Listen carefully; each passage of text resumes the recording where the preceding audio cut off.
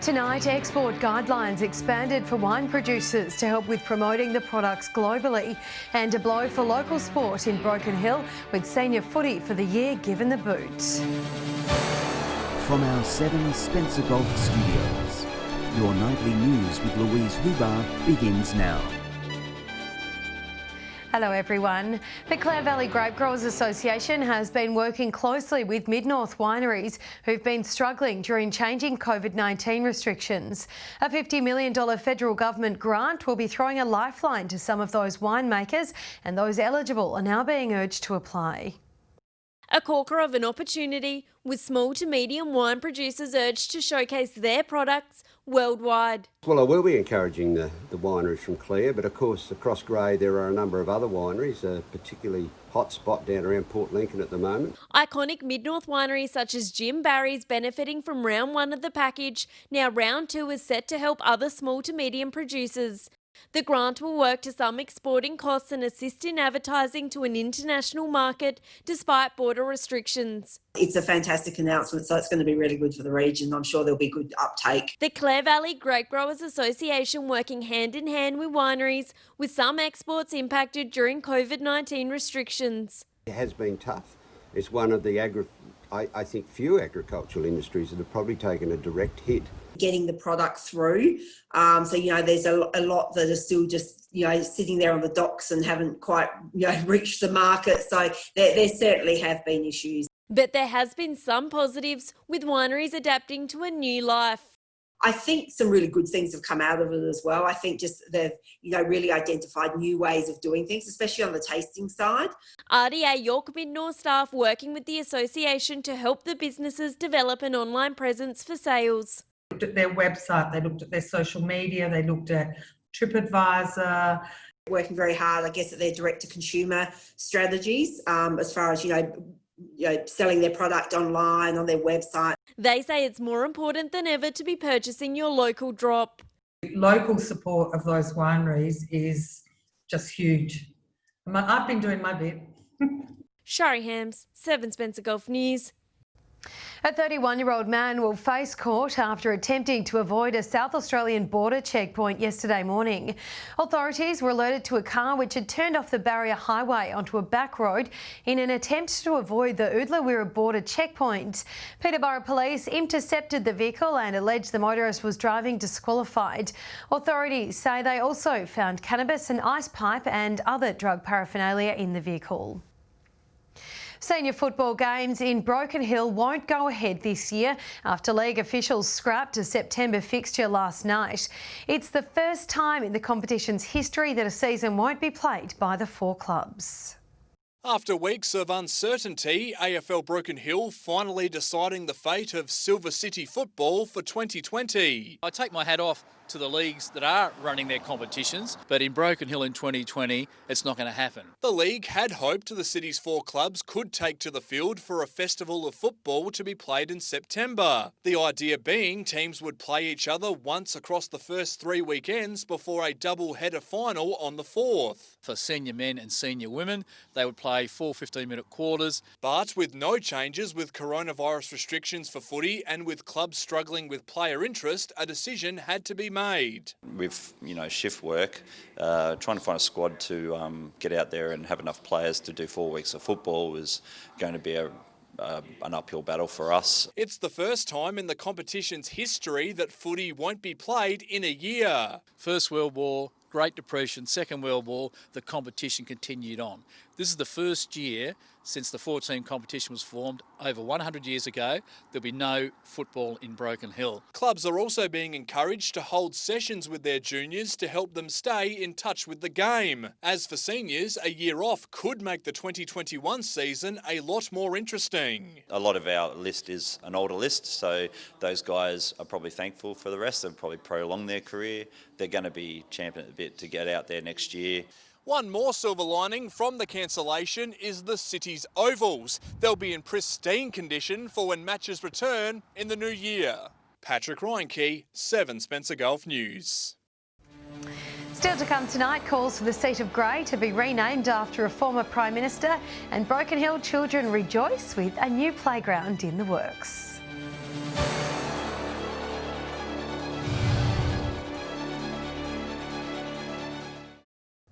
Welcome back. SA Labor Senator Don Farrell has suggested the rural seat of Grey should be named after former Prime Minister Bob Hawke.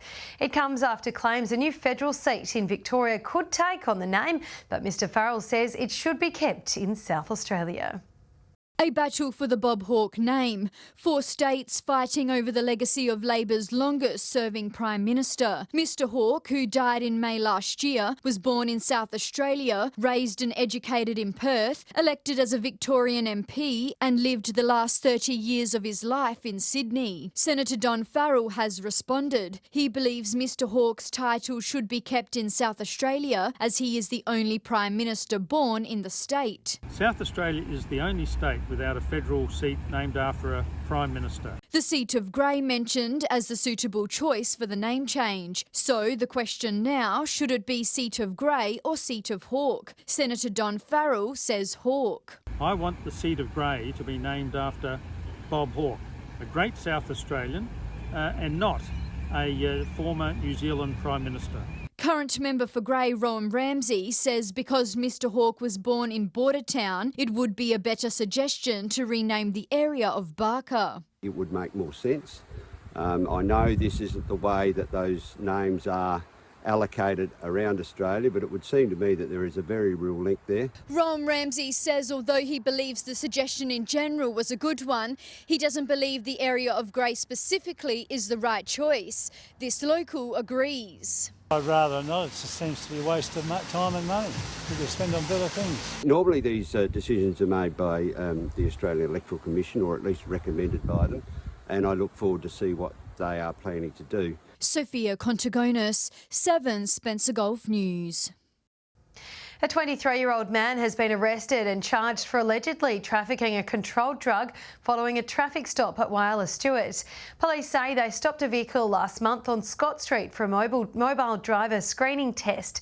Officers searched the vehicle and allegedly found 240 grams of a substance believed to be methamphetamine. The Para Hills man was refused bail and faced court on Friday. Police are reiterating warnings around the risks of drink driving after multiple people were caught behind the wheel under the influence on the weekend. Police allege in Whyalla on Friday night a 55-year-old man blew 0.192 while driving unlicensed. In Coffin Bay last night, a 48-year-old man was tested and allegedly blew 0.086. Those drivers lost their licences on the spot and had their vehicles impounded. Meanwhile, this morning in Whyalla Stewart, a 32-year-old allegedly blew 0.068 and was issued with an expiation and driver direction notice. A playground in a popular Broken Hill park is about to receive a major upgrade. The work's coming as the local council prepares to redevelop an old skate park nearby. An adventure playground about to be revitalised. City Council getting ready to give Sturt Park's recreation area a $270,000 facelift. We've got a new play equipment for the toddler area being installed and it's wheelchair accessible. And we've got a new swing coming in as well to be installed in the main area. What will also be added is a double flying fox. The Mayor saying the current one is always a favourite among families. All you have to do is see the kids' faces as they come off the flying fox and it's amazing. So having a double flying fox is going to be great fun for everyone. Work on the playground is expected to start at the end of the month, with Council hoping to reopen by early November. The upgrade coinciding with a planned redevelopment of the nearby skate park, which Council secured funding for back in June. That project is currently out to tender. It's a positive for the community, somewhere for people to go, recreation, fitness and for kids as well. There's also plans to install more outdoor gym equipment in the future. Patrick Reinke, 7 Spencer Gulf News. Stay with us. Coming up after the break, the history of Whyalla football in the limelight thanks to the release of a new book, and tennis to start again in Broken Hill.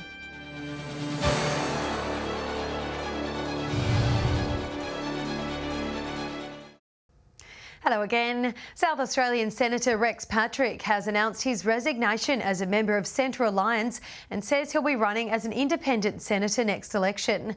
Rex Patrick originally replaced Senator Nick Xenophon in October 2017. After almost 3 years of service, he says the best way he can continue to represent the state is to strike an independent path.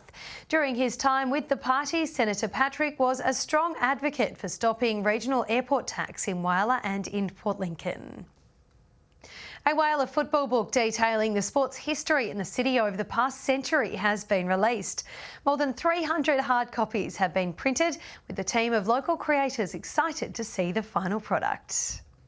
This is From the First Bounce, one of the first hard copies of the much anticipated Whyalla football history book, finally put together and ready to show the world. Well, the big day has finally arrived, and our book here is the 100 years of football in Whyalla, and we chose to call it From the First Bounce. It all started with Ian Saunders' passion for football, recording the statistics for every local game over the past 31 years. Putting pen to paper, he wanted to create a permanent copy of his records, coming up with the idea of a book. Now Ian and his fellow authors over the moon with the outcome. We are very immensely proud of the work that we have done to get it finished. So much time and energy has been invested in the creation of this book. Little did we know at the start, some 14 months ago, what a momentous task we were taking on. This 470-page book was written and put together by this team of passionate locals, all volunteering their time. Many people have contributed to the book, but a special mention must be given to my co-authors Spider Saunders and Robert Brereton. Julie Gray for her editorial work and Teresa Sleep for her brilliant design and layout of this book. The book contains statistics, interesting articles about the game's great players, controversial incidents and even some humorous ones, all dating across the past 100 years. It offers a wonderful collection of historical and informative stories of Whyalla football. And it's not just about football. It's also got a little bit on the history of Whyalla, which means the first couple of chapters has actually got a lot on how and why Hummock Hill was formed. Locals can purchase a copy by visiting the Whyalla Football League website. Sophia Contagonis, 7 Spencer Golf News. Broken Hill's tennis players are gearing up for a return to the court with annual spring competitions right around the corner. There will be some COVID-19 precautions in place though, including the change of one match-ending tradition.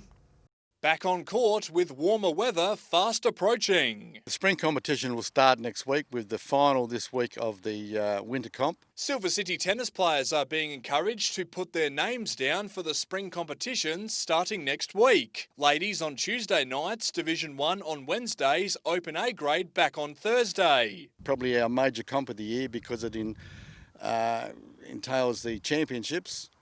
And this year, I think the championships will be pretty tight in October, so I'm looking forward to getting that far down the line. For the Open A grade, the association is hoping to keep the 3-player teams. Strong numbers in recent fixtures have seen Thursday night's matches become hotly contested, players getting to play a single as well as 2 doubles. You've got a third person there all the time, and sometimes people are hitting the ball well on a night and other people aren't, so it just gives you that, you can come in and play a bit better. It's definitely a much more diverse comp.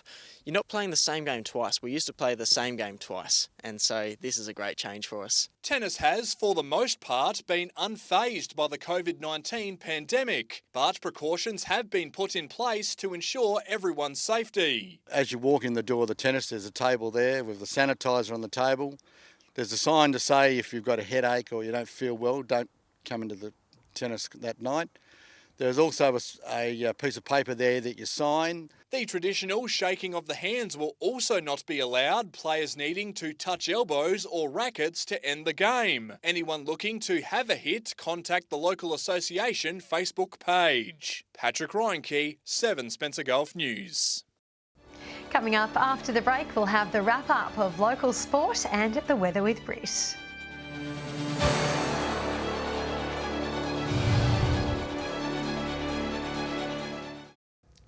Hello again. The local football season is already over halfway through and northeastern area players took very wet weather on the chin this weekend. North Clare were no match for Blythe Snowtown, losing by 20 points on Saturday afternoon. Shari Hams has the weekend wrap. Playing a short season, every match counts at the northeastern area's competition. The Cats' hopes for finals received a vital boost after winning against the Roosters in trying conditions at Blythe Oval. The first quarter was an arm wrestle with both teams neck and neck. A 3-1 second quarter saw Blythe Snowtown leading by 15 points at halftime. Best on ground Nathan Francis kept North Clare in touch, however the Cats seemed to have all the answers. Windy and wet conditions not helping as Blythe Snowtown secured a 17-point win, Ryan Darling and Nick McCormack taking best on ground for the winners. In the other northeastern matches, South Clare defeated Riverton by the best of bargains in a cliffhanger of a match, and Minmen stunned the top of the table BSR, handing them their first defeat of the season by 8 points. Up to the SGL now, and an inaccurate Central Augusta defeated West Augusta, while a 5-goal to 1/3 quarter helped Prop Briston defeated Ports by 16 points at Memorial Oval, Samuel Dyer kicking 3 for the winners. To the Northern Area's football now, and Orroroo smashed Crystal Brook by an enormous 172 points, while reigning Premier Broademundura defeated Southern Flinders. Across the Gulf in Whyalla, and Central Whyalla was no match for West Whyalla in the match of the round. Waroona Bay and North Whyalla in a massive upset, the Tigers winning by 22 points to claim their first victory of the season. While in Sunday's match, Rapina cruised to a win, keeping South Whyalla goalless on their way to a 28-goal win. And finally, down in Port Lincoln, Wayback edged past Lincoln South in a tight one, while Marble Range had a percentage-boosting win over the struggling Boston Tigers. That's all for football this week. I'll be back tomorrow night with all the other sports from across the region. Now for a look at the rest of your week's weather, here's Britt. Thanks, Louise, and good evening. We saw mostly sunny conditions across the region today, with maximum temperatures sitting up to 3 degrees below average. 17 degrees was the region's high recorded at Port Augusta and Port Pirie, as well as Whyalla. It reached 16 degrees at Port Lincoln, Broken Hill and Woodna today, 15 at Kadina, Cleve and Clare, with a high of 14 at Coffin Bay. Taking a look now at today's satellite images, with mostly clear skies over the Spencer Gulf today, under weakening high pressure. Cloud moved in from the west this afternoon with a cold front further to the west, generating patchy rain which will reach us tomorrow. Speaking of tomorrow, let's start with the Gulf waters. There is a strong wind warning in place for the Spencer Gulf, with northeasterly winds at 10 to 15 knots, increasing around the middle of the day. Seas around 1 metre, with south to southwesterly swells reaching 1.5 metres in southern waters. And here comes that rain, easing at Port Lincoln with a high of 18 tomorrow. Cleve, rain at times with a top of 17 degrees. Woodna, rain easing with a high of 19. Rain at times at Whyalla tomorrow with a top of 17 degrees. Port Augusta also rainy and 17. Kadina, rain with a top of 16 degrees. 16 the top at Port Pirie tomorrow with rain on the way. Clare, rain developing and 13. Late showers at Broken Hill with a top of 15 degrees. Taking a quick look further through the week now, showers about the West Coast, Lower Eyre Peninsula, Flinders, Mid-North and York Peninsula forecast districts on Wednesday. Fine and partly cloudy elsewhere. Port Augusta with a top of 21 degrees, Whyalla, Broken Hill and Kadina all 19, Woodna and Port Pirie both 18, Port Lincoln 17. Thursday, more showers for the West Coast, Lower Eyre Peninsula, Mid-North and York Peninsula. Partly cloudy about the remainder of the region. 20 the high for Port Augusta, Whyalla and Broken Hill both 19 degrees, Port Pirie 18, Woodna, Kadina and Port Lincoln all with tops of 17 degrees. And finally to Friday, with showers across the Spencer Gulf.